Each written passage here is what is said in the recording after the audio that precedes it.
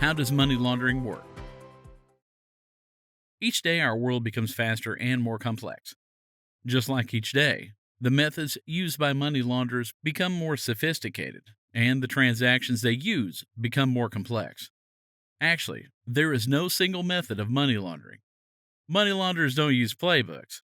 However, most money laundering operations go through certain stages, the so called three stages of money laundering, which are placement, layering, and integration.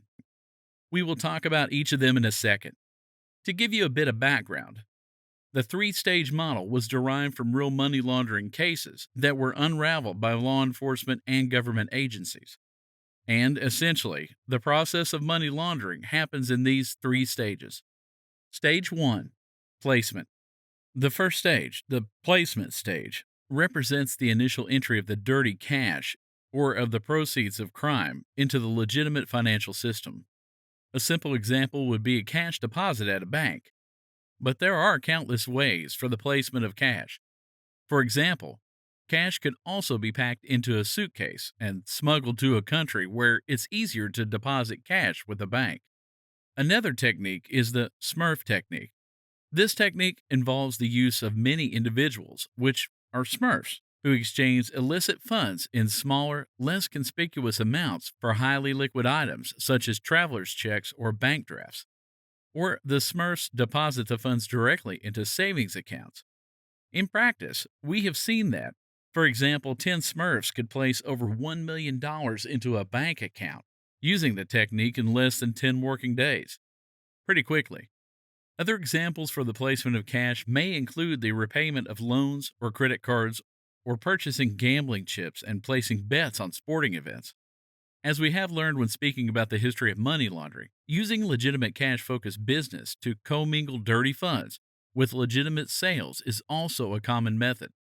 So, the placement of the cash serves two main goals. Number one, it relieves the criminal of holding and guarding the cash, keeping in mind that criminal businesses, like drug dealing, generate vast amounts of bulky cash. Number two, it places the money into the legitimate financial system.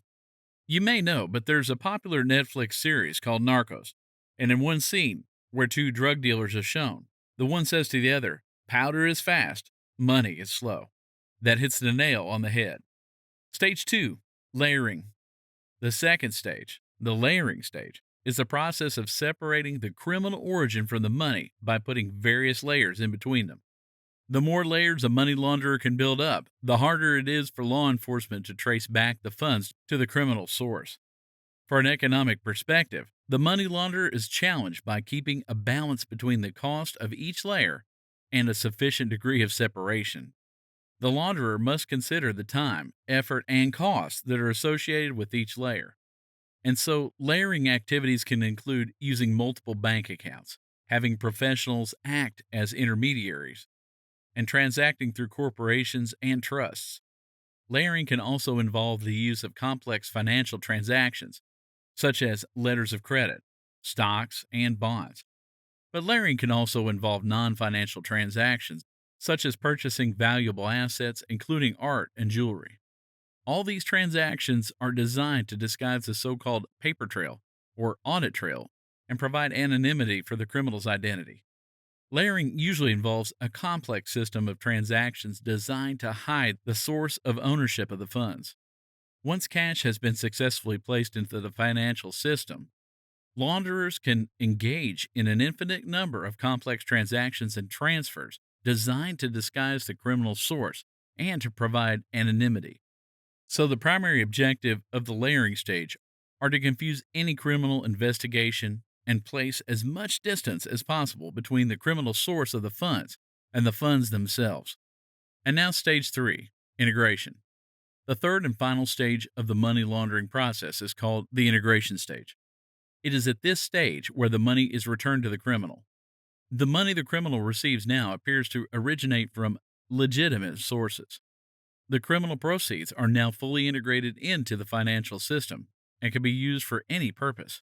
There are many different ways in which the money can be integrated back with the criminal. The major objective at this stage is to reunite the money with the criminal in a manner that does not draw attention and appears to result from a legitimate source.